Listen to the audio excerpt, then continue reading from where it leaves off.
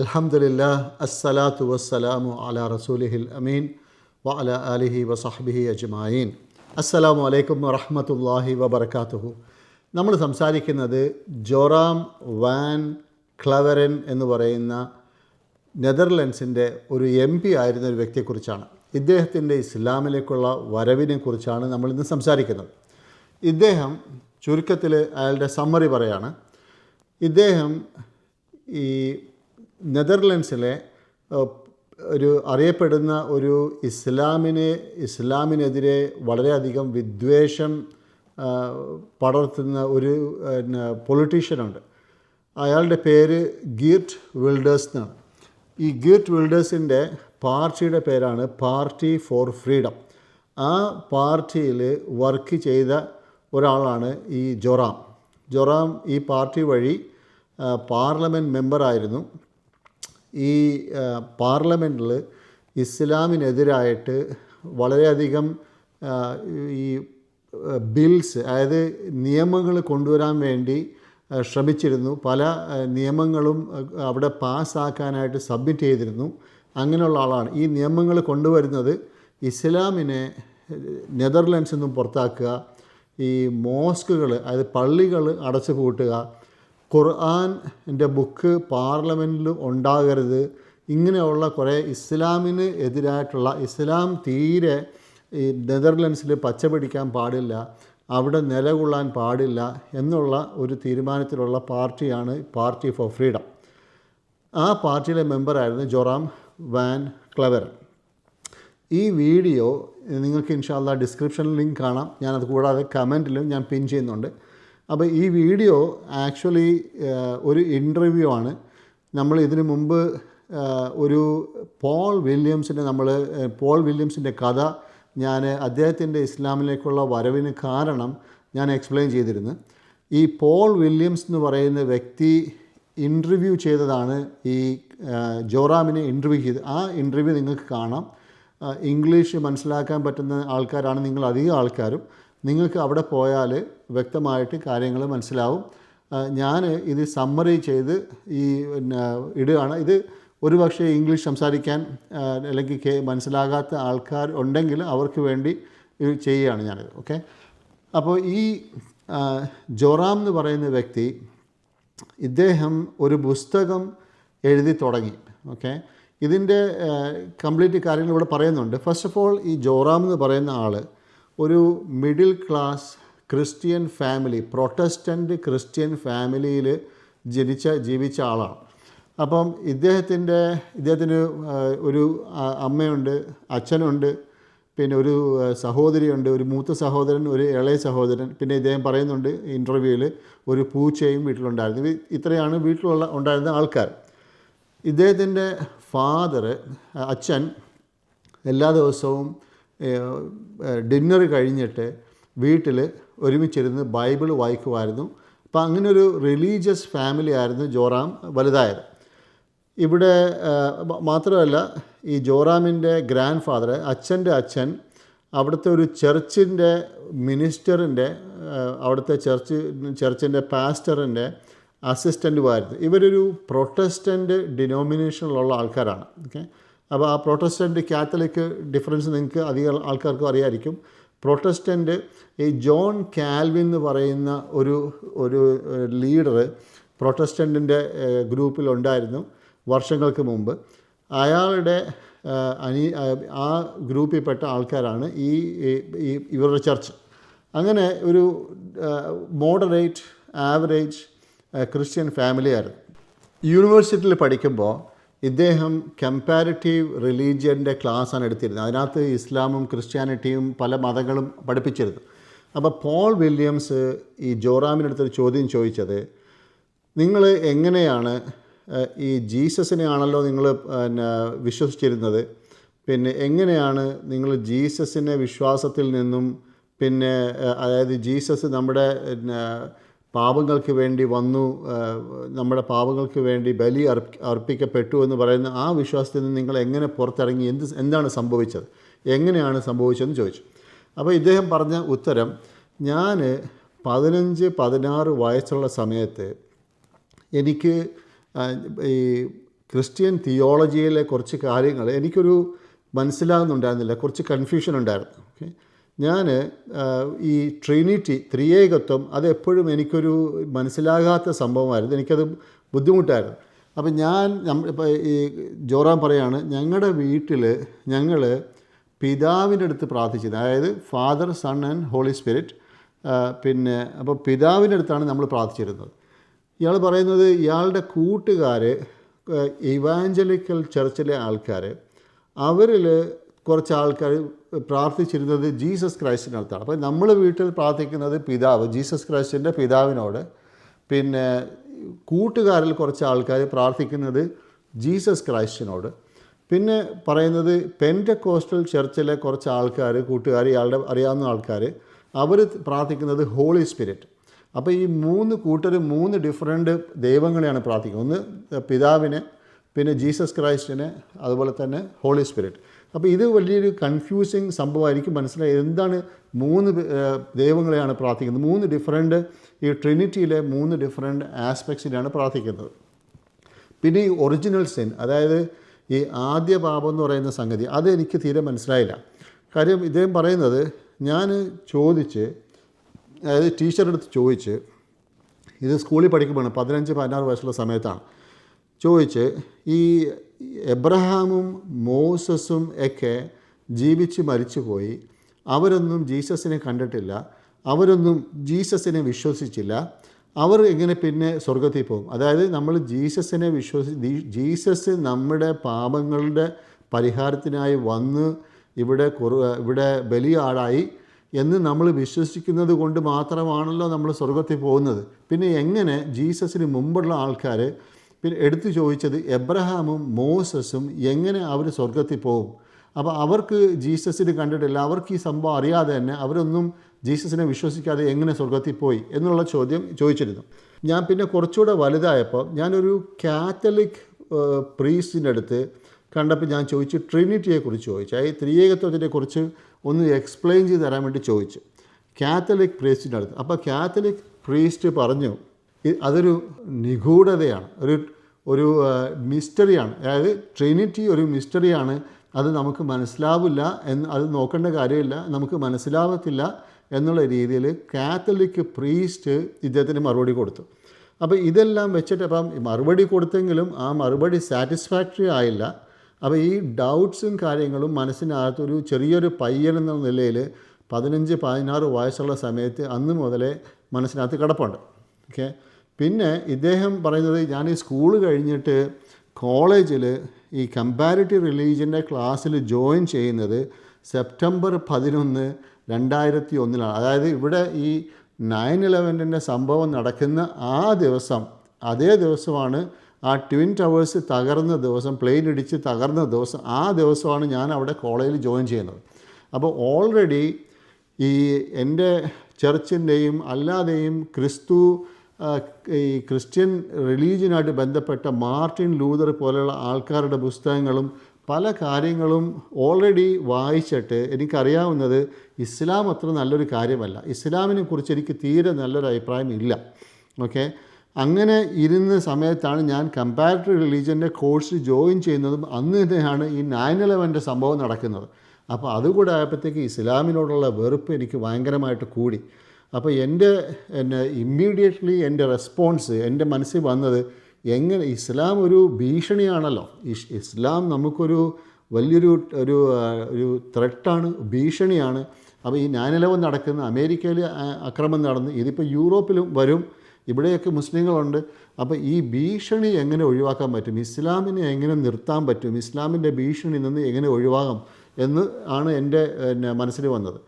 അതുകൂടാതെ ഏകദേശം അതേ സമയത്ത് തന്നെ നെതർലാൻഡ്സിൽ ഒരു ഫിലിം ഡയറക്ടറാണോ പ്രൊഡ്യൂസറാണോ, അയാളുടെ പേര് TEO വാങ്കോക്ക് എന്നാണ്, വാങ്കോക്ക്. ഈ ജോറാമിൻ്റെ വീടിൻ്റെ ഏകദേശം ആ പരിസരത്താണ് താമസിച്ചിരുന്നത്. അയാളെ ആരോ കൊന്നു, അത് ജിഹാദികളാണ് കൊന്നത് എന്ന് ഉള്ള ന്യൂസും വന്നു. അതായത് അവർ കൊന്ന ആൾക്കാർ ഞങ്ങൾ ജിഹാദികളാണെന്നോ എന്തോ അങ്ങനെ ഒരു റിലേഷനും വന്നു. അപ്പോൾ അതുകൂടെ ആയപ്പോഴത്തേക്ക് എനിക്ക് ഭയങ്കരമായ ദേഷ്യം വന്നു. അതായത് ഇനി ഇസ്ലാമിനെ ഇവിടെ വളർത്താൻ ഇവിടെ അനുവദിക്കാൻ പറ്റില്ല. ഇസ്ലാമാണ് നമുക്ക് ഏറ്റവും വലിയ ഭീഷണി, ഇസ്ലാമിനെതിരെ വർക്ക് ചെയ്തേ പറ്റൂ എന്നുള്ള തീരുമാനമെടുത്തു. അപ്പോൾ അങ്ങനെ ഇസ്ലാമിനെതിരെ വർക്ക് ചെയ്യണമെങ്കിൽ, ഇസ്ലാമിനെ ഇവിടെ നിർത്തണമെങ്കിൽ ഒരു കാര്യം ചെയ്യാൻ പറ്റുള്ളൂ, നിയമം കൊണ്ടുവരിക. ഇസ്ലാമിനെ ഇവിടെ നിർത്തുന്ന, ഇസ്ലാമിനെ ഇവിടെ അനുവദിക്കാത്ത ആ നിയമം കൊണ്ടുവരിക. ആ നിയമം കൊണ്ടുവരണമെന്നുണ്ടെങ്കിൽ പിന്നെ എനിക്ക് പൊളിറ്റിക്സിൽ പോകണം, പൊളിറ്റിക്സിൽ പോയാലേ പറ്റുള്ളൂ. അങ്ങനെ ഇദ്ദേഹം പൊളിറ്റിക്സിൽ ജോയിൻ ചെയ്തു. പൊളിറ്റിക്സിൽ ജോയിൻ ചെയ്തത് ഈ ഗീർട്ട് വിൽഡേഴ്സ് എന്ന് പറയുന്ന, ഇന്നും അയാൾ ജീവിച്ചിരിപ്പുണ്ട്, ഇന്നും ഇസ്ലാമിനെതിരെ വളരെയധികം വിഷം തുപ്പുന്ന ഒരാളാണ് ഗീർട്ട് വിൽഡേഴ്സ്. ഇദ്ദേഹം ഒരു പാർട്ടി നേരത്തെ വർക്ക് ചെയ്തിരുന്നത് ലിബറൽ പാർട്ടി എന്ന് പറഞ്ഞൊരു പാർട്ടി വർക്ക് ചെയ്തിരുന്നു. ആ പാർട്ടിയിൽ വർക്ക് ചെയ്യുന്ന സമയത്ത് അവിടെ ആ സമയത്ത് തുർക്കി, നമ്മൾ ഇവിടെ ഇപ്പോൾ തുർക്കിയെ എന്നാണ് പറയുന്നത്, ടർക്കി നമ്മൾ എഴുതും, തുർക്കിയെ എന്നാണ് ഇപ്പോൾ പറയുന്നത്. ഈ അടുത്ത് അതിൻ്റെ പേര്, ഈ തുർക്കിയുടെ പേര് മാറ്റി. തുർക്കിയെ 2004 ആ സമയത്ത് തുർക്കിയെ യൂറോപ്യൻ യൂണിയനിൽ ചേരാൻ ശ്രമിക്കുന്നുണ്ട്. അപ്പോൾ തുർക്കി എന്ന് പറയുന്ന രാജ്യം അത് മെജോറിറ്റി മുസ്ലിം രാജ്യമാണ്. ഈ മുസ്ലിം രാജ്യം യൂറോപ്യൻ യൂണിയനിൽ കയറുന്നത് അല്ലെങ്കിൽ അതിൻ്റെ ഭാഗമാകുന്നത് ഈ ഗീർട്ട് വിൽഡേഴ്സിന് തീരെ പിടിച്ചില്ല. അങ്ങനൊരു നെഗോഷിയേഷൻ നടക്കുന്നത്, ഗീർട്ട് വിൽഡേഴ്സ് വർക്ക് ചെയ്യുന്ന പാർട്ടി, ലിബറൽ പാർട്ടി, അത് ആ നെഗോഷിയേഷനിൽ പാർട്ടാണ്, അതായത് ഈ ചർച്ചയിൽ. അപ്പോൾ ഇത് ഗീർട്ട് വിൽഡേഴ്സിന് ഇഷ്ടപ്പെട്ടില്ല. അയാൾ പറഞ്ഞു ഇത് നടക്കത്തില്ല, നമ്മുടെ പാർട്ടി ഇതിനകത്ത് പോകാൻ പാടില്ല, ഈ മീറ്റിംഗ് ചെയ്യാൻ പാടില്ല, ഈ ടർക്കിക്ക് ഇവിടെ യൂറോപ്യൻ യൂണിയനിൽ വരാനുള്ള യാതൊരു തരത്തിലുള്ള ഒരു ഒത്താശ ചെയ്തു കൊടുക്കാൻ പാടില്ല. പക്ഷേ അയാളുടെ പാർട്ടി സമ്മതിച്ചില്ല. ആ പാർട്ടി അയാൾ പറഞ്ഞത് വകവച്ചില്ല. അങ്ങനെ അയാൾ പാർട്ടി വിട്ടിട്ട് ഫ്രീഡം പാർട്ടി എന്നുള്ള പേരിൽ പുതിയൊരു പാർട്ടി തുടങ്ങി, ഫ്രീഡം പാർട്ടി. പക്ഷേ ഈ ഫ്രീഡം പാർട്ടിയുടെ, അപ്പോൾ പോൾ വില്യംസ് ചോദിക്കുന്നുണ്ട്, നിങ്ങളുടെ പേര് ആ സമയത്ത് ഫ്രീഡം പാർട്ടി എന്നാണ്. ഫ്രീഡം എന്ന് ഉദ്ദേശിക്കുന്നത് എല്ലാവർക്കും സ്വാതന്ത്ര്യം, അത് ഹിന്ദുക്കൾക്കും സ്വാതന്ത്ര്യം, മുസ്ലിങ്ങൾക്കും സ്വാതന്ത്ര്യം, ക്രിസ്ത്യാനികൾക്കും സ്വാതന്ത്ര്യം, നിരീശ്വരവാദികൾക്കും സ്വാതന്ത്ര്യം, എല്ലാവർക്കും ചൂസ് ചെയ്യാനുള്ള സ്വാതന്ത്ര്യം, അതല്ലേ ഫ്രീഡം ഉദ്ദേശിക്കുന്നത്. അപ്പോൾ ഇയാൾ പറഞ്ഞു അത് ശരിയാണ്, ഫ്രീഡം എന്ന് ഉദ്ദേശിക്കുന്നത് അത് തന്നെയാണ്, അങ്ങനെ തന്നെയാണ് ഈ പാർട്ടിയുടെ പിന്നെ അജണ്ട അത് തന്നെയാണ്. പക്ഷേ ഇസ്ലാം ഒഴിച്ച് ബാക്കി എല്ലാത്തിനും ഫ്രീഡം, ഇസ്ലാം മാത്രം ഇവിടെ കൊണ്ടുവരാൻ പറ്റില്ല, ബാക്കി എല്ലാത്തിനും ഫ്രീഡം. അങ്ങനെ ഇദ്ദേഹം ഈ ജോറാം ഈ ഫ്രീഡം പാർട്ടിയിൽ കയറി. അപ്പോൾ ഫ്രീഡം പാർട്ടി കയറിയിട്ട് ജോറാം അതിനകത്ത് വർക്ക് ചെയ്ത്, പിന്നെ കൂടാതെ ജോറാം ആ പാർട്ടി വഴി ഇതുമായി, അതായത് മെമ്പർ ഓഫ് പാർലമെൻറ്റുമായി. പക്ഷേ ഒരു സംഭവം ഉണ്ടായി കുറച്ച് വർഷങ്ങൾക്ക് ശേഷം.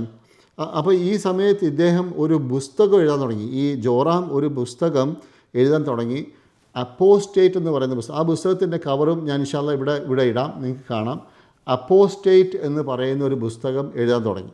ഈ പുസ്തകത്തിൻ്റെ മെയിൻ കണ്ടൻറ്റ്, അതിൻ്റെ ഉള്ളടക്കം ഇസ്ലാമിനെ എങ്ങനെ നിർത്താം, ഇസ്ലാം കൊണ്ടുള്ള ദൂഷ്യങ്ങൾ എന്തൊക്കെയാണ്, ഇസ്ലാം വരുത്തി വെക്കുന്ന വിനകൾ, ഇസ്ലാം വരുത്തി വെക്കുന്ന പ്രോബ്ലംസ് ഇന്നതാണെന്ന് അന്ന് കംപ്ലീറ്റ് ആയിട്ട് എക്സ്പ്ലെയിൻ ചെയ്യുക. ഇത് കാരണമായിട്ട് ഇസ്ലാമിനെ ഇവിടെ അനുവദിക്കരുത് എന്ന് പറയുന്ന ബുക്കാണ് ആ ബുക്ക്.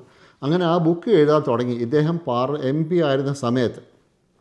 അധികം താമസം കൂടാതെ ഈ ഗീർട്ട് വിൽഡേഴ്സ് ഒരു പ്രസംഗത്തിൽ, അതായത് ഈ പാർട്ടിയുടെ നേതാവ് ഗീർട്ട് വിൽഡേഴ്സ് ഒരു പ്രസംഗത്തിൽ അയാൾ പറഞ്ഞു, വലിയൊരു കൂട്ടം ആൾക്കാരെ, വലിയൊരു സദസ്സിനെ അഭിമുഖീകരിച്ച് സംസാരിക്കുന്ന സമയത്ത് ഇയാൾ പറഞ്ഞ്, നിങ്ങൾക്ക്, അതായത് അവിടെ നെതർലൻഡ്സിൻ്റെ പൗരന്മാരാണ്, നിങ്ങൾക്ക് ഇവിടെ മൊറോക്കൻസ് വേണോ വേണ്ടേ, അതായത് കൂടുതൽ വരണോ അല്ല, ഇവിടെ മൊറോക്കൻസിനെ ഇവിടെ നിന്ന് ഓടിക്കണം, ഇവിടെ നിന്ന് നിർത്തണം. അപ്പം എല്ലാവരും പറഞ്ഞ് നമുക്ക് വേണ്ട, ലെസ്, അതായത് കുറക്കണം മൊറോക്കൻ. കാരണം മൊറോക്കോ എന്നുള്ള ആൾക്കാർ, കുറേയധികം ആൾക്കാർ അവിടെയുണ്ട്. ഇപ്പം നമ്മുടെ നാട്ടിൽ നിന്ന് ഗൾഫിൽ പോയി വർക്ക് ചെയ്യുന്ന പോലെ, അതേപോലെ തന്നെ ഈ എവിടെയാണ് നമുക്ക് സാമ്പത്തിക നേട്ടം ഉണ്ടാകുന്നത്. ഇപ്പോൾ അമേരിക്കയിൽ നമ്മുടെ മലയാളികൾ, എന്നെപ്പോലുള്ള മലയാളികൾ അമേരിക്കയിൽ ഇരിപ്പുണ്ട്, UK ഇരിപ്പുണ്ട്, അതുപോലെ തന്നെ ഓസ്ട്രേലിയയിലുണ്ട്, പലയിടത്തുമുണ്ട്. അപ്പം നമ്മളെല്ലാവരും ഈ എക്കണോമിക്കൽ കാര്യങ്ങളും കൂടെ കണക്ക് കൂട്ടിയിട്ടാണ് പോകുന്നത്. അപ്പം ഈ മൊറോക്കൻസ് അവിടെ പിന്നെ നെതർലൻഡ്സിൽ കുറേയധികം ആൾക്കാരുണ്ട്. അപ്പോൾ ഈ ഗീർട്ട് വെൽഡേഴ്സ് ആൾക്കാർ ചോദിച്ചു, നിങ്ങൾക്ക് മൊറോക്കൻസിനെ ഇവിടെ നിന്ന് ഓടിക്കണോ, ഇവിടെ കൂടുതൽ വേണോ, കുറയ്ക്കണോ? അപ്പോൾ ആൾക്കാരെല്ലാം പറഞ്ഞ് കുറയ്ക്കണം എന്ന് പറഞ്ഞു. അങ്ങനെ ഇയാൾ ഈ ഒരു പോളിസി ഗീർട്ട് വെൽഡേഴ്സിൻ്റെ ആദ്യത്തെ, അതായത് എക്സിസ്റ്റിംഗ് പോളിസി ആയിരുന്നില്ല. അപ്പം അങ്ങനെ ഒരു സദസ്സിൽ വെച്ച് ആൾക്ക് എന്തോ തോന്നി, അങ്ങനൊരു ഇസ്ലാമിനെതിരായിരുന്നു. ഇസ്ലാമിന് വളരെയധികം എതിരായിട്ടാണ് വർക്ക് ചെയ്തത്. പക്ഷേ ഇപ്പം ഇദ്ദേഹം ചെയ്തു, ഒരു പ്രത്യേക നാട്ടിലെ മുസ്ലിങ്ങൾക്കെതിരായിട്ട് ഇയാൾ പുതിയ പ്രസ്താവനകൾ നടത്തി അവരെ ഓടിക്കും എന്ന് സദസ്സിനടുത്ത് പറഞ്ഞു. അപ്പോൾ ഇതായപ്പോഴത്തേക്ക് ഈ ജോറാം, ഈ പാർട്ടി വർക്ക് ചെയ്യുന്ന ജോറാമിന് അത് ഇഷ്ടപ്പെട്ടില്ല. അതായത് ജോറാം പറഞ്ഞു, എനിക്ക് ഇസ്ലാം വേണ്ട, ഇസ്ലാം ഇവിടെ വേണ്ട, ഇസ്ലാമിനെ ഓടിക്കണം. പക്ഷേ ഒരു പ്രത്യേക നാട്ടിൽ നിന്ന് വരുന്ന മൊറോക്കൻസിനെ അവരെ ഓടിക്കുക, അത് നമ്മുടെ അജണ്ടയിൽ, നമ്മുടെ ലിസ്റ്റിലുണ്ടായിരുന്ന കാര്യമല്ല, നമ്മുടെ മാനിഫെസ്റ്റോയിലുള്ള കാര്യമല്ല. മാത്രമല്ല മൊറോക്കോയിൽ നിന്നുള്ള കുറച്ച് നിരീശ്വരവാദികളും ഈ പുരോഗമന പ്രസ്ഥാനത്തിൻ്റെ ആൾക്കാരും ഈ ഗീർട്ട് വെൽഡേഴ്സിൻ്റെ ഈ ഫ്രീഡം പാർട്ടിയിൽ വർക്ക് ചെയ്യുന്നുണ്ട്. അവർ വർക്ക് ചെയ്യുന്ന സമയത്താണ് അവർക്കെതിരായിട്ട് തന്നെ മൊറോക്കൻസ് വേണ്ടാന്ന് പറഞ്ഞ് ഇയാളിങ്ങനെ ഒരു പ്രസ്താവന കൊണ്ടുവന്നത്. അപ്പോൾ അങ്ങനെ ഇവർ തമ്മിൽ ഇരുന്ന് ചർച്ച ചെയ്ത് മുമ്പോട്ട് പോകാൻ പറ്റില്ല എന്ന് പറഞ്ഞ് ജോറാം അതിൽ നിന്ന് പുറത്തിറങ്ങി. അപ്പോൾ അദ്ദേഹം പറയാണ്, ഇത് 2017 2017 ഇയാൾ പുറത്തിറങ്ങി. അങ്ങനെ ഈ മെമ്പർ ഓഫ് പാർലമെൻറ്റിൻ്റെ പൊസിഷനിൽ നിന്ന് പുറത്തിറങ്ങി, പൊളിറ്റിക്സിൽ നിന്ന് പുറത്തിറങ്ങിയപ്പം ഈ ജോറാം വിചാരിച്ച് ഇനിയിപ്പോൾ എനിക്ക് ബുക്ക് എഴുതാനുള്ള സാവകാശമുണ്ട്, സമയമുണ്ട്. അങ്ങനെ ബുക്ക് എഴുതാൻ തുടങ്ങി. അപ്പോൾ ഈ ബുക്ക് എഴുതുന്നതിൻ്റെ ഭാഗമായിട്ട് ഈ ഇസ്ലാമിനെതിരായിട്ടാണ് എഴുതുക. ഇസ്ലാമിനെ എങ്ങനെ നമുക്ക് പിടിച്ചു നിർത്താം, ഇസ്ലാമിനെ എങ്ങനെ ഇവിടുന്ന് പുറത്താക്കാം, ഇസ്ലാമിനെ ഇവിടെ അനുവദിക്കാൻ പാടില്ലാത്തതിൻ്റെ കാരണം എന്തൊക്കെയാണ്, ഇസ്ലാമിനകത്തുള്ള ദൂഷ്യങ്ങൾ എന്തൊക്കെയാണ്, പ്രശ്നങ്ങൾ എന്തൊക്കെയാണ്, ഇത് ഇവിടെ അനുവദിച്ചാൽ നമുക്ക് ഭാവിയിൽ വരാൻ പോകുന്ന കാര്യങ്ങൾ, ഇതിനെക്കുറിച്ചാണ് എഴുതുന്നത്. അപ്പോൾ ഈ പുസ്തകം എഴുതുന്നതിൻ്റെ ഭാഗമായിട്ട് ഒന്നുകൂടെ ഇസ്ലാമിനെക്കുറിച്ച് ശരിക്കുള്ള ഇൻഫർമേഷൻ അത് റെഫറൻസോടുകൂടി കൊടുക്കുകയും വേണം. അതുകൊണ്ട് ഇദ്ദേഹം കുറച്ച് പുസ്തകങ്ങൾ വായിക്കാൻ തുടങ്ങി. മാത്രമല്ല അതിൻ്റെ കൂടെ ഈ ഇസ്ലാമുമായിട്ട് നോളജുള്ള ആൾക്കാർ, കുറച്ച് ക്രിസ്ത്യൻ പ്രീസ്റ്റും അങ്ങനെയുള്ള ആൾക്കാർ, അവർക്ക് ലെറ്റർ എഴുതി. അതേപോലെ തന്നെ ജൂയിഷ് റബായി ഒരാൾക്ക് ലെറ്റർ എഴുതി. കൂടാതെ UK കേംബ്രിഡ്ജ് യൂണിവേഴ്സിറ്റിയിലെ ഒരു പ്രൊഫസർ, അദ്ദേഹത്തിൻ്റെ പേരാണ് ടിം വിൻറ്റർ. അത് ഇപ്പോഴത്തെ അദ്ദേഹത്തിൻ്റെ പേര് അബ്ദുൽ ഹക്കീം മുറാദ് എന്നാണ്. വലിയ പേരുള്ളൊരു വ്യക്തിയാണ്, നല്ലൊരു പാണ്ഡിത്യമുള്ള ഒരാളാണ്, ഒരു വെള്ളക്കാരനാണ്, മുസ്ലിം ആയ ആളാണ്. അപ്പോൾ അയാൾക്ക് കൂടി ഈ ജോറാം ഒരു ലെറ്റർ എഴുതി. അതായത് കുറേ ചോദ്യങ്ങൾ വെച്ചിട്ട് ഒരു ലെറ്റർ എഴുതി. അപ്പം ജോറാം പറയുന്നത്, ഇദ്ദേഹത്തിന് ഞാൻ ലെറ്റർ എഴുതിയെങ്കിലും ഇദ്ദേഹത്തിൻ്റെ റിപ്ലൈ വരുമെന്ന് ഞാൻ പ്രതീക്ഷിച്ചിരുന്നില്ല. കാര്യം വെച്ചാൽ ആ ലെറ്ററിൻ്റെ കൂടെ തന്നെ താഴെ, ലെറ്റർ ഇമെയിലായിരിക്കും ഉദ്ദേശിച്ചത്, ആ ഇമെയിലിൽ താഴെ ഒരു വിക്കിപീഡിയയുടെ ലിങ്കും കൊടുത്തു. ഇയാളുടെ പേജായിരിക്കും ഇദ്ദേഹം ആരാണെന്ന് കാണിക്കുന്ന, അതായത് ഇദ്ദേഹം ഈ ഫാർ റൈറ്റ്, അതായത് ഇസ്ലാമിനെതിരായിട്ട് വർക്ക് ചെയ്യുന്ന പൊളിറ്റിക്കൽ പാർട്ടിയുടെ മെമ്പർ ആയിരുന്നു എന്ന് പറയുന്ന ആ ഇൻഫർമേഷനൊക്കെ ഉള്ള വിക്കിപീഡിയയുടെ ഒരു ലിങ്ക് കൂടെ അതിനകത്ത് വെച്ചിരുന്നു. അത് ഈ മറ്റേ ടിം വിൻറ്ററിന്, അബ്ദുൽ ഹക്കീം മുറാദിന് ഞാൻ ആരാണെന്നുള്ളത് മൊത്തത്തിൽ, അതായത് കറക്റ്റായിട്ട് മനസ്സിലായിക്കോട്ടെ എന്ന വിശ്വാസത്തിൽ അതും വെച്ചാണ് അയച്ചത്. അതുകൊണ്ട് ആ ലിങ്ക് വെച്ചിരുന്നത് കൊണ്ട് ഒരിക്കലും ഈ ടിം വിൻറ്റർ എനിക്ക് റിപ്ലൈ തരത്തില്ല എന്ന് തന്നെ വിചാരിച്ചിട്ടാണ് എഴുതിയത്. അപ്പോൾ ടിം വിൻറ്ററിൻ്റെ റിപ്ലൈ ഒരു 2 ആഴ്ച കഴിഞ്ഞപ്പോൾ വന്നു. അപ്പോൾ ആ ടിം വിൻറ്റർ, അതായത് അബ്ദുൽ ഹക്കീം മുറാദ്, അദ്ദേഹം ഇയാളുടെ പല ചോദ്യത്തിനും ഉത്തരം നൽകി. ചില ചോദ്യത്തിന് ഇദ്ദേഹം പറഞ്ഞ് നിങ്ങൾ ഇന്ന പുസ്തകങ്ങൾ വായിക്കുക. മാത്രമല്ല അദ്ദേഹം പറഞ്ഞ് നിങ്ങൾ വായിച്ചിട്ടുള്ള പുസ്തകങ്ങൾ, അതായത് കുറച്ച് പുസ്തകങ്ങൾ ഇദ്ദേഹം വായിച്ചത് ഏതൊക്കെയാണെന്ന് പറഞ്ഞു കാണും. അപ്പോൾ ആ പുസ്തകങ്ങൾ നിങ്ങൾ ഒന്നുകൂടെ വായിച്ചിട്ട് അവർ എവിടെയാണോ ആ ഒരു ഡീവിയേഷൻ, ഇസ്ലാമിനെ കുറിച്ചുള്ള ഒരു ഡീവിയേഷൻ എടുക്കുന്നത്, അറ്റാക്കിങ് തുടങ്ങുന്ന, അങ്ങനെയുള്ള ഒരു ഡീവിയേഷൻ വരുന്ന അവിടെ നിങ്ങളൊന്നുകൂടെ ശ്രദ്ധിച്ച് വായിക്കുക. എവിടെയാണ് ഡീവിയേഷൻ, അപ്പോൾ എന്ത് ചെയ്യണം, എങ്ങനെ വായിക്കണം, എന്ത് വായിക്കണം എന്നുള്ളതിനെക്കുറിച്ചുള്ള ഒരു എക്സ്പ്ലനേഷൻ അബ്ദുൽ ഹക്കീം മുറാദ് ഇദ്ദേഹത്തിന് എഴുതി. അയാളും വെള്ളക്കാരനാണ്, ഇയാളും വെള്ളക്കാരനാണ്, രണ്ടുപേരും യൂറോപ്യൻസാണ്. ഇമെയിൽ അയച്ചു കൊടുത്തു. അപ്പോൾ ഇദ്ദേഹം പറഞ്ഞത്, ജൊറാം പറയാണ്, ഞാൻ ഇത് വായിക്കാൻ, ഇദ്ദേഹം പറഞ്ഞ പോലെ വായിക്കാൻ, ഫസ്റ്റ് ഓഫ് ഓൾ ഇദ്ദേഹത്തിന് ലെറ്റർ വന്നപ്പം അതൊരു വലിയൊരു റിലീഫായിരുന്നു. അതായത് ഇങ്ങനെ വരുമെന്ന് വിചാരിച്ചല്ല, പക്ഷേ ഇദ്ദേഹത്തിൻ്റെ ഇൻസ്ട്രക്ഷൻസ് വെച്ചിട്ട് ഞാൻ വായിക്കാൻ തുടങ്ങി. ഇദ്ദേഹം പറയാണ്, ജൊറാം പറയാണ്, 2 വർഷം എടുത്ത് ഇദ്ദേഹം പറഞ്ഞ പോലെ വായിക്കാൻ, പഠിക്കാൻ 2 വർഷം എടുത്ത്.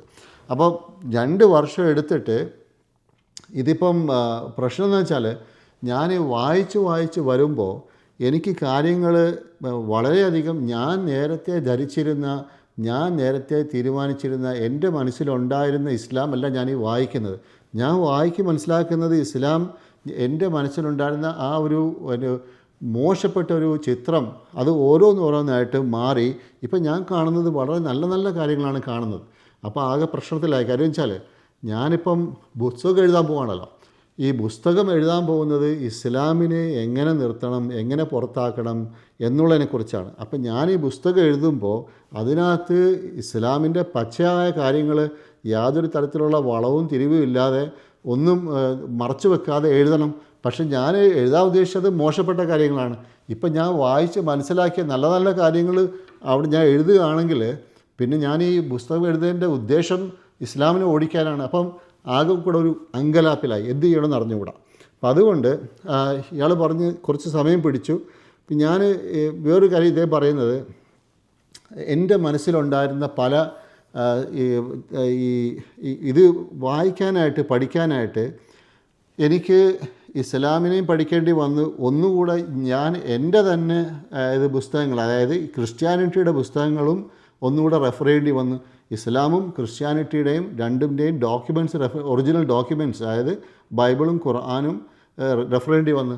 അങ്ങനെ റെഫർ ചെയ്യേണ്ടി വന്നപ്പം എനിക്ക് പണ്ട് ഞാൻ ചെറുപ്പത്തിൽ എൻ്റെ തലയിലുണ്ടായിരുന്ന confusions, Trinity, atonement, original sin, ഇതെല്ലാം ഒന്നുകൂടെ തിരിച്ചു വന്നു. അതായത് ത്രിയേകത്വം, പിന്നെ ആദ്യഭാവം, പിന്നെ ഈ ബലിയർപ്പിക്കൽ, നമ്മുടെ എല്ലാവരുടെയും പാപങ്ങൾക്ക് പരിഹാരമായിട്ട് ജീസസ് ക്രൈസ്റ്റിനെ ബലിയർപ്പിച്ചു എന്നുള്ള ഇതെല്ലാം തിരിച്ച് പണ്ട് ചെറുപ്പത്തിലുണ്ടായിരുന്ന ആ സംശയങ്ങളൊക്കെ പിന്നെയും തിരിച്ചു വന്നു. അപ്പോൾ ഇപ്പോൾ ഈ സമയത്ത് എൻ്റെ അടുത്ത് ഇസ്ലാമിൻ്റെ പുസ്തകം ഇരിപ്പുണ്ട്, ക്രിസ്തു മതത്തിൻ്റെ പുസ്തകം ഇരിപ്പുണ്ട്. അപ്പോൾ ഞാൻ നോക്കുമ്പോഴത്തേക്ക് എനിക്ക് ഇസ്ലാമിൽ ഇതിൻ്റെ എല്ലാ ആൻസറുണ്ട്, ഇതെല്ലാം വളരെ ക്ലിയറാണ്, യാതൊരു തരത്തിലുള്ള കൺഫ്യൂഷനില്ല, എല്ലാം ക്ലിയറായിട്ട് മനസ്സിലാകുന്നുണ്ട്. അപ്പോൾ അങ്ങനെ ഇയാൾ ആകെ ഒരു അങ്കലായ്പിലായി. അതായത് ഇപ്പം ഞാൻ ഈ പുസ്തകം എഴുതിയിട്ട് ഇതെല്ലാം പറയുകയാണെങ്കിൽ എനിക്ക് ഇസ്ലാമിനെക്കുറിച്ച് നല്ലത് മാത്രം പറയേണ്ടി വരും. അങ്ങനെ ഇദ്ദേഹം ചെയ്തതെന്ന് വെച്ചാൽ, ഇത് പുസ്തകം എഴുതിയിട്ട് എന്നിട്ട് അയാൾ മാറ്റിവെച്ചു. കാര്യം വെച്ചാൽ ഇതിപ്പം ഒന്നും ചെയ്യാൻ പറ്റില്ല. ഇത്രയും നാൾ ഞാൻ ഇസ്ലാമിനെതിരായിട്ട് സംസാരിച്ച് ഇസ്ലാമിനെ നിർത്തണമെന്ന് പറഞ്ഞ് എൻ്റെ സ്വന്തക്കാരെല്ലാം ക്രിസ്ത്യാനികൾ, എൻ്റെ കൂട്ടുകാർ ക്രിസ്ത്യാനികൾ, ഞാൻ പാർട്ടിയിൽ പോകുന്ന ആൾ, അതായത് പാർട്ടി എന്ന് വെച്ചാൽ ഈ ഈവനിങ് പാർട്ടി ആയിരിക്കും ഉദ്ദേശിക്കുന്നത്. ഞാൻ അറിയാവുന്ന എല്ലാ ആൾക്കാരും ക്രിസ്തു മതത്തിൽ വിശ്വാസികളാണ്. ഞാൻ അവരുടെ കൂടെ ആണ് ജീവിച്ച് വളർന്നതും, എൻ്റെ എല്ലാ ജീവിതം മൊത്തം അവരുടെ കൂടെയാണ്. ഇത്രയും നാൾ ഞാൻ ഇസ്ലാമിനെ ചീത്ത പറഞ്ഞ് ഇസ്ലാമിനെ നിർത്തണമെന്ന് പറഞ്ഞ് ഇപ്പോൾ ഓൾ ഓഫ് എ സഡൻ ഞാൻ പോയിട്ട് ഇസ്ലാം നല്ലതാണെന്ന് പറഞ്ഞ് പുസ്തകം ഇറക്കുകയാണെങ്കിൽ അത് പ്രശ്നവും. അതുകൊണ്ട് ഞാൻ ആ പുസ്തകം മാറ്റിവെച്ച്, അദ്ദേഹം പറഞ്ഞ് ഞാനിത് മാറ്റിവെച്ച് ഇപ്പോൾ എന്ത് ചെയ്യണമെന്ന് അറിഞ്ഞുകൂടാ, അതങ്ങ് മാറ്റിവെച്ച്. അങ്ങനെ മാറ്റിവെച്ച് അദ്ദേഹം പറയാണ്, ഞാനങ്ങനെ കുറച്ച് ദിവസം പോയി. ഒരു ദിവസം ഇയാൾ പറയാണ്, എൻ്റെ ബുക്ക് ഷെൽഫിൽ നിന്ന് കുറച്ച് പുസ്തകങ്ങൾ താഴെ വീണ്. അങ്ങനെ പുസ്തകങ്ങൾ താഴെ വീണപ്പോൾ ഞാൻ ആ പുസ്തകം എടുത്തപ്പം അതിനകത്ത് വീണ ഒരു പുസ്തകവും ഖുറാനാണ്. ഓക്കെ, ഒന്ന് ആലോചിച്ച് നോക്കണം. ഇത് പടച്ചവൻ്റെ ഒരു തീരുമാനം ആലോചിച്ച് നോക്കണം. താഴെ വീണ പുസ്തകത്തിൽ ഒരു പുസ്തകം ഖുറാൻ്റെ ട്രാൻസ്ലേഷനാണ്. ആ ട്രാൻസ്ലേഷൻ വീണ് കിടന്നത് പേജ് തുറന്ന് ഇങ്ങനെ കിടക്കുകയാണ്. അപ്പം ഞാനത് എടുത്ത് നോക്കുമ്പോൾ അതിനകത്ത് പറയുന്ന ആയത്ത് ഹജ്ജ് എന്ന് പറയുന്ന സൂറയുടെ 22-ാമത്തെ സൂറയുടെ 46-ാമത്തെ ആയത്താണ്. അവിടെ പടച്ചവൻ പറയാണ്, തീർച്ചയായും കണ്ണുകളെയല്ല അന്ധത ബാധിക്കുന്നത്, പക്ഷേ നെഞ്ചുകളിലുള്ള ഹൃദയങ്ങളെയാണ് അന്ധത ബാധിക്കുന്നത്. ഈ ഭാഗമാണ്, ഇംഗ്ലീഷാണ് അദ്ദേഹം പറഞ്ഞത്. ഈ ആയത്തിൻ്റെ 1-2 വാക്കുകൾ കൂടി ഞാനത് കൂടെ പറയാം. ഈ മൊത്തം ആയത്ത് പറയുന്നത് 22:46 പറയുന്നത്, ഇവർ ഭൂമിയിലൂടെ സഞ്ചരിക്കുന്നില്ലേ, എങ്കിൽ ചിന്തിച്ച് മനസ്സിലാക്കാൻ ഉതകുന്ന ഹൃദയങ്ങളോ കേട്ടറിയാൻ ഉതകുന്ന കാതുകളോ അവർക്കുണ്ടാകുമായിരുന്നു. തീർച്ചയായും കണ്ണുകളെയല്ല അന്ധത ബാധിക്കുന്നത്, പക്ഷേ നെഞ്ചുകളിലുള്ള ഹൃദയങ്ങളെയാണ് അന്ധത ബാധിക്കുന്നത്. അപ്പോൾ ഈ ലാസ്റ്റ് ഭാഗം മാത്രമാണ് ഇദ്ദേഹം വായിച്ചതും പറഞ്ഞതും. അപ്പോൾ ഇതങ്ങ് വായിച്ചപ്പോൾ, അതായത് കണ്ണുകളെയല്ല അന്ധത ബാധിക്കുന്നത്, ഹൃദയങ്ങളെയാണ്. ഇതാണ് ഖുറാൻ തുറന്ന് കിടക്കുന്ന ഖുറാനിൽ ആദ്യം വായിക്കുന്ന ഇതാണ്. ഇത് വായിച്ചപ്പോൾ മൂപ്പർക്ക് ഇമീഡിയറ്റ്ലി എന്തോ ഒന്ന് ഒരു ക്ലിക്ക് ചെയ്ത്, അതായത് ഞാൻ ചെയ്യുന്നത് ശരിയല്ലല്ലോ, ഇത് തന്നെയാണല്ലോ പടച്ചവൻ പറയുന്നത്. അതായത് ഞാൻ കാര്യങ്ങൾ മനസ്സിലാക്കി, ശരിയാണെന്ന് ഇസ്ലാം ശരിയാണെന്ന് മനസ്സിലായി. ഓക്കെ, അദ്ദേഹം ഇവിടെ പറയാണ് ഞാൻ എൻ്റെ പ്രശ്നങ്ങൾ എന്തായിരുന്നു, അതായത് ഇത്രയും നാൾ പ്രവാചകൻ മുഹമ്മദ് ആൻറ്റി ക്രൈസ്റ്റ് ആണെന്ന് നടന്ന ആൾ ഇപ്പം പ്രവാചകൻ മുഹമ്മദ് സല്ലല്ലാഹു അലൈഹി വസല്ലം അള്ളാഹുവിൻ്റെ പ്രവാചകനാണെന്ന് സമ്മതിക്കേണ്ടി വന്നു. ഓക്കെ, ഇസ്ലാം മോശമാണെന്ന് പറഞ്ഞ് നടന്ന ആൾ ഇന്ന് ഇസ്ലാം ശരിയാണെന്ന് പറയേണ്ടി വന്നു. അപ്പോൾ ഇതെല്ലാം ആണ് മൂപ്പര് പിടിച്ചു നിർത്തി. എന്ത് ചെയ്യുമെന്ന് അറിഞ്ഞുകൂടാ, കാരണം ഇത്രയും നാൾ ചീത്ത പറഞ്ഞിരുന്നത് ഇപ്പോൾ ഇതിലെല്ലാം ഇതാണ് നല്ലതെന്ന് പറയേണ്ടി വരും. പക്ഷേ ഈ ആയത്ത് കണ്ടപ്പം, ഈ ആയത്ത് വായിച്ചപ്പം മൂപ്പരുടെ മനസ്സിൽ വന്നത് ഞാൻ ചെയ്യുന്നത് ശരിയല്ല. അങ്ങനെ അദ്ദേഹം പറയുകയാണ്, അന്ന് രാത്രി ഞാൻ ഉറങ്ങാൻ കിടന്നപ്പോൾ, ഉറങ്ങാൻ കിടക്കുമ്പോൾ ഞാൻ പ്രാർത്ഥിച്ചു, ഞാൻ സപ്ലിക്കേറ്റ് ചെയ്തു. പറയാണ് ദൈവത്തിനോട് ചോദിച്ചു, ദൈവമേ എനിക്കറിയാം ദൈവം ഒരാളുണ്ടെന്നുള്ളത് എനിക്കറിയാം. ഓക്കെ, ഏത് വഴിയാണ് ശരിയെന്നുള്ളത് നീ എനിക്ക് കാണിച്ചതാ. ഓക്കെ, ഞാനത് ചെയ്യാം. എനിക്കൊരു സൈൻ, ഒരു ദൃഷ്ടാന്തം കാണിച്ചാൽ എന്ന് പറഞ്ഞു. ഞാൻ വർഷിപ്പ് ചെയ്യാം, ഞാൻ ആരാധിക്കാം എന്ന് ഒരു ദൃഷ്ടാന്തത്തിന് വേണ്ടി പ്രാർത്ഥിച്ചു. ഇദ്ദേഹം പറയുകയാണ്, ഞാൻ രാവിലെ എണീച്ചപ്പോൾ എനിക്ക് തോന്നി ഞാൻ മുസ്ലിമാണ്.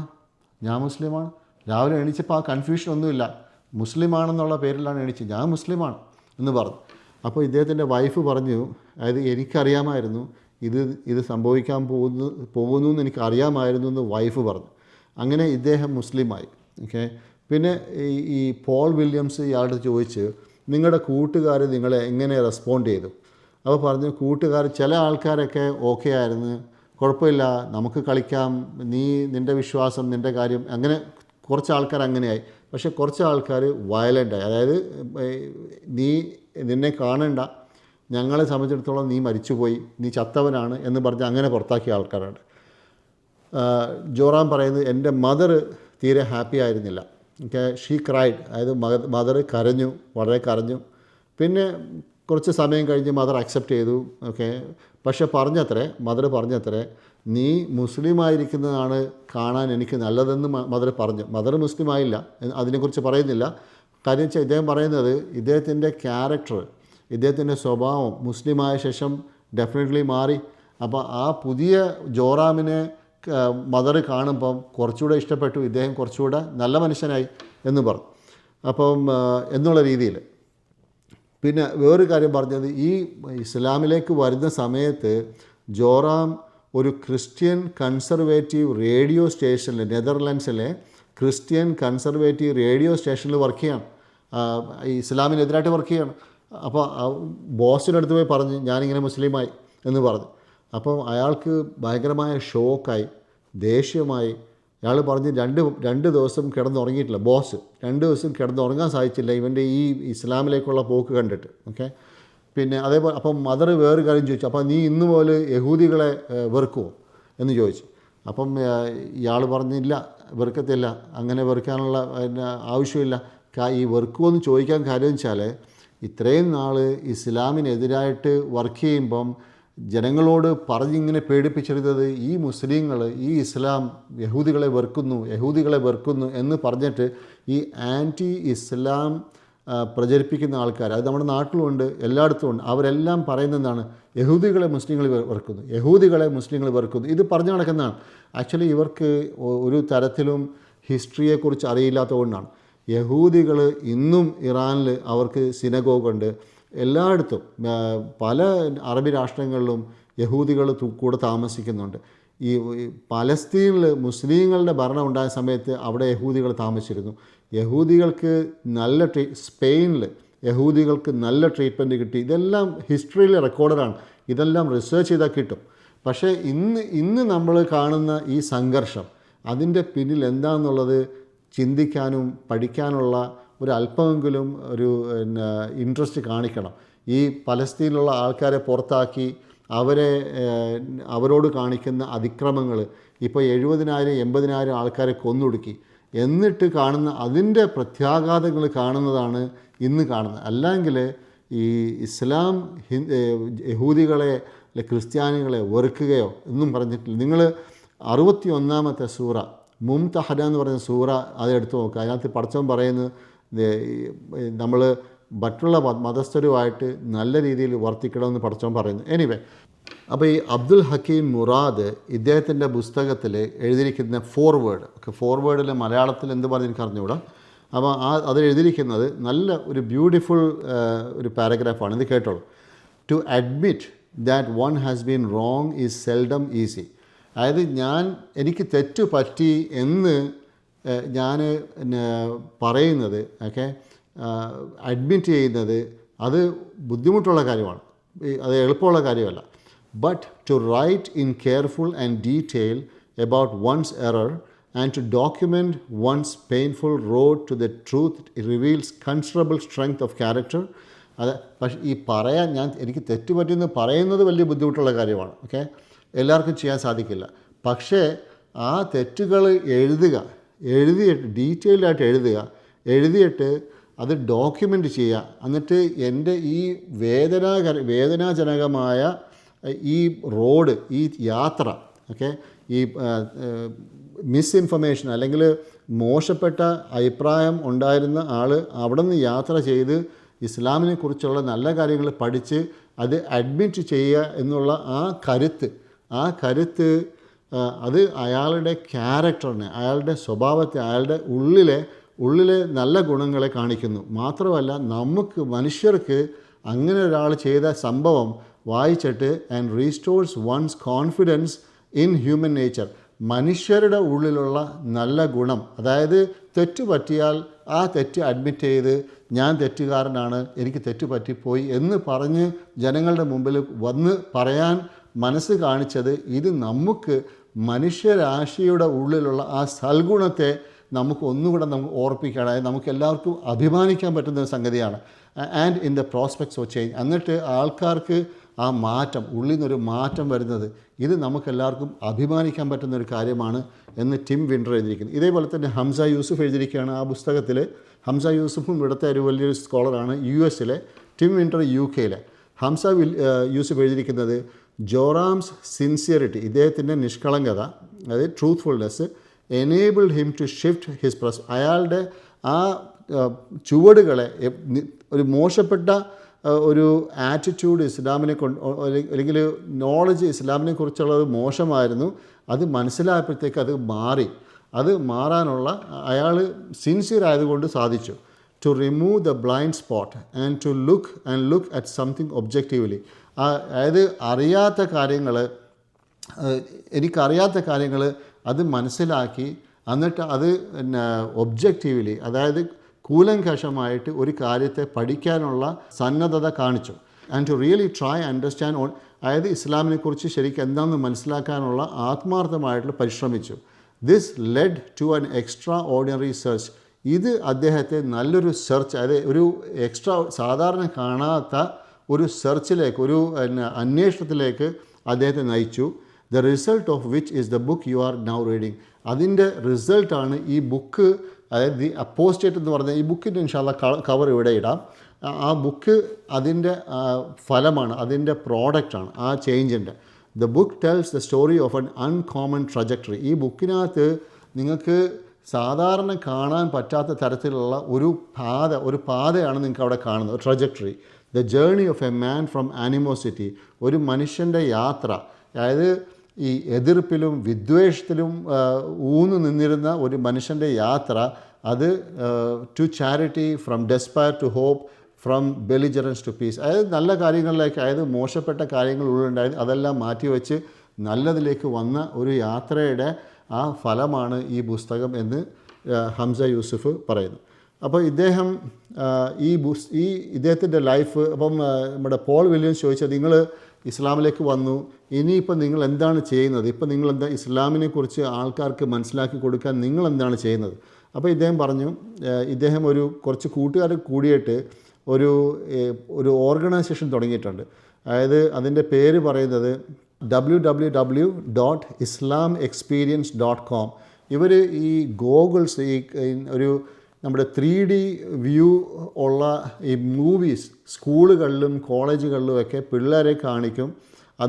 പിള്ളേർ അതിനകത്ത് കയറി കഴിഞ്ഞാൽ ഒരു തിയേറ്റർ പോലെ അവർക്ക് ഈ ഇസ്ലാമിൻ്റെ പഴയ കാര്യങ്ങൾ 850 വർഷം മുമ്പുള്ള കാര്യങ്ങൾ അവിടെ നിന്ന് തുടങ്ങിയിട്ട് എന്താണ് ഇസ്ലാം, പല പല സ്ഥലങ്ങൾ, മക്ക, മദീന, പിന്നെ അതുപോലെയുള്ള സ്ഥലങ്ങൾ, പിന്നെ ഈ മുസ്ലിങ്ങൾ കൊണ്ടുവന്ന സയൻറ്റിഫിക് കണ്ടുപിടുത്തങ്ങൾ, ഇതിനെക്കുറിച്ചുള്ള കംപ്ലീറ്റ് ഹിസ്റ്ററി കൊടുത്തിട്ട് ആ പിള്ളേരുടെ മനസ്സിൽ ഇസ്ലാമിനെക്കുറിച്ചുള്ള പേടിയും അതേപോലെ തന്നെ ഇസ്ലാം എന്തോ ഒരു വലിയൊരു ഭീഷണിയാകാൻ ചാൻസ് ഉണ്ടെന്ന് പറയുന്ന ആ പേടി, അതുപോലെ തന്നെ മിസ് ഇൻഫർമേഷൻ, അത് മാറ്റാനാണ് നമ്മൾ ശ്രമിക്കുന്നത്. അതിൻ്റെ വർക്കിലാണെന്ന് പറഞ്ഞു. അപ്പോൾ നിങ്ങൾ ഇൻഷാ അല്ലാഹ് പോയി നോക്കുക, islamexperience.com. അപ്പം ഈ വീഡിയോ നിങ്ങൾ ഇംഗ്ലീഷിൽ വാച്ച് ചെയ്താൽ ഒരുപക്ഷെ ഞാൻ ഈ പറഞ്ഞതിനേക്കാളും കൂടുതൽ കാര്യങ്ങൾ കുറച്ചുകൂടെ വ്യക്തമായിട്ട് കിട്ടും. നേരിട്ട് കേൾക്കുന്നതും ഞാൻ ട്രാൻസ്ലേറ്റ് ചെയ്ത് പറയുന്നതും വ്യത്യാസം ഉണ്ടാവും. But I did my best. അപ്പോൾ നിങ്ങൾ ഈ വീഡിയോ ലൈക്ക് ചെയ്യുക, ഷെയർ ചെയ്യുക, ഈ ചാനൽ സബ്സ്ക്രൈബ് ചെയ്യുക. പിന്നെ അതേപോലെ തന്നെ ഇങ്ങനെയുള്ള വീഡിയോസ് നിങ്ങൾക്ക് കേൾക്കാൻ താല്പര്യമുണ്ടോ എന്നറിയിക്കണം. ഓക്കെ, ആരുടെയെങ്കിലും എസ്പെഷ്യലി നിങ്ങൾക്ക് അറിയാവുന്ന ഒരു വീഡിയോ അദ്ദേഹത്തിൻ്റെ കഥ കേൾക്കണമെങ്കിൽ അതും പറയാം. അപ്പോൾ let me hear from you. Okay, നിങ്ങളുടെ അഭിപ്രായങ്ങൾ അറിയിക്കുക. Thank you very much for watching. അസ്സലാമു അലൈക്കും വറഹ്മത്തുള്ളാഹി വബറകാതുഹു.